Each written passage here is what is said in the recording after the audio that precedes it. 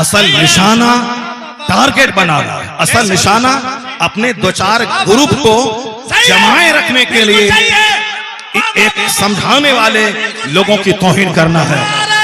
تکبیر، نعرہ رسالت۔ کہ کہاں میں نے کون سی نعت کس سے خریدی، اس پر ثبوت شرعی پیش کریں، کیونکہ مسلمانوں کے ہزاروں کے مجمع میں سینکڑوں علماء کی موجودگی میں آپ نے یہ الزام ایک مسلمان پر لگایا ہے، تو آپ اس پر ثبوت شرعی پیش کریں کہ میں نے کب نعت خرید کے پڑھی ہے۔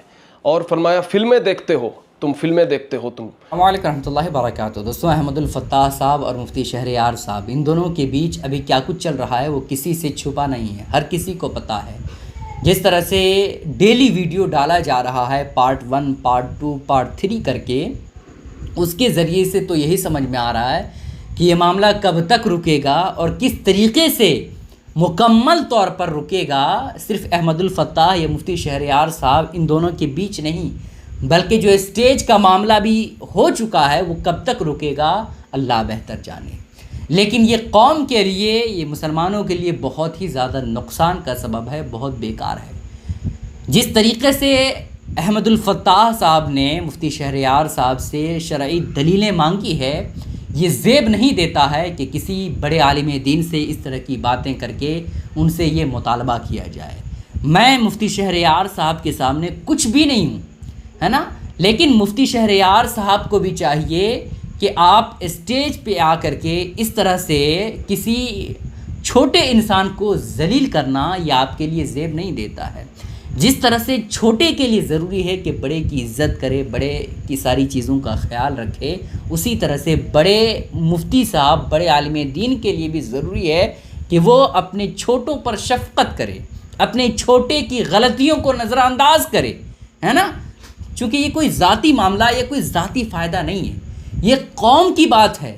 اس کے ذریعے مسلمانوں کے دل کو چھوتا ہے کہ آج ہماری قوم کو ہو کیا گیا ہے۔ آج جو علماء، آج جو شعراء بڑی بڑی چیزوں کو وجود میں لاتی تھی، بڑی بڑی کامیابیں جس پروگرام سے، جس کانفرنس سے نظر آتے تھے، وہ آج بالکل دور دور تک نظر نہیں آ رہا ہے۔ ابھی جلسے تو ہو رہے ہیں، لیکن جلسے پہلے بھی ہوتے تھے۔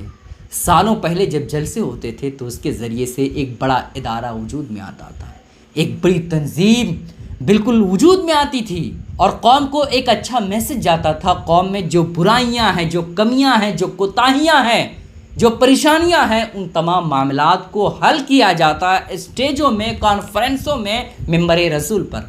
لیکن آج اس کا الٹا نظر آ رہا ہے دوستوں۔ آج جو کچھ بھی اسٹیج پہ ہو رہا ہے، کانفرنس کی شکل میں جو ممبر رسول پر لوگ بول رہے ہیں، اس کا مذاق اڑایا جا رہا ہے۔ آج بالکل چوک چوراہے پہ اس کو بول بول کر کے، ٹھٹھا مار کر کے ہنس رہے ہیں لوگ، اور یہ کہہ رہے ہیں کہ دیکھو بڑے بڑے مولانا جب اس طرح کی حرکت کر رہے ہیں تو ہم لوگ کیا کر سکتے ہیں۔ اور جب یہ علماء، جب یہ بڑے بڑے جو اپنے آپ کو نعت خواں کہتے ہیں، جب یہ لوگ اس طرح کی حرکتیں کرتے ہیں، تو اس کے ذریعے سے جب کوئی پیغام عوام کو پہنچانا ہوتا ہے، جب عوام کو کوئی بات کہنی ہوتی، تو کیا آپ کو لگتا کہ عوام وہ بات آپ کی قبول کرے گی؟ بالکل نہیں قبول کرے گی، چونکہ آپ کے جو کارنامے ہیں وہ ذہن میں فٹ ہیں کہ یہ لوگ آپس میں لڑتے رہتے ہیں۔ تو لڑنے والے ہم کو کیا سمجھائیں گے؟ پہلے اپنی اصلاح کریں۔ یہ لوگوں کے ذہن میں اب فٹ ہو چکا ہے۔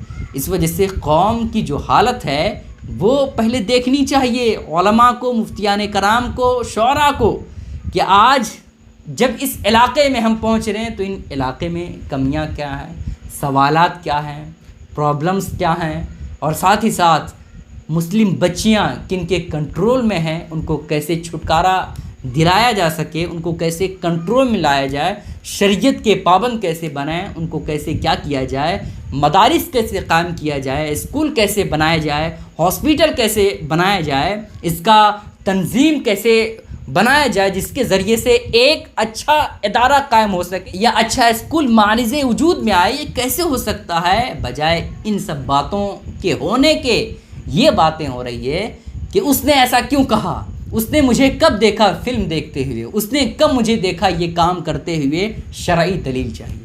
یہ بہت ہی زیادہ خطرناک ہے دوستوں، قوم کے حق میں یہ بہت ہی زیادہ بھیانک ہے دوستوں۔ خیر اس بارے میں آپ کیا کہیں گے ہمیں نیچے کمنٹ کر کے ضرور بتائیے. اس کلپ کو شیئر ضرور کیجیے گا. السلام علیکم و رحمۃ اللہ وبرکاتہ.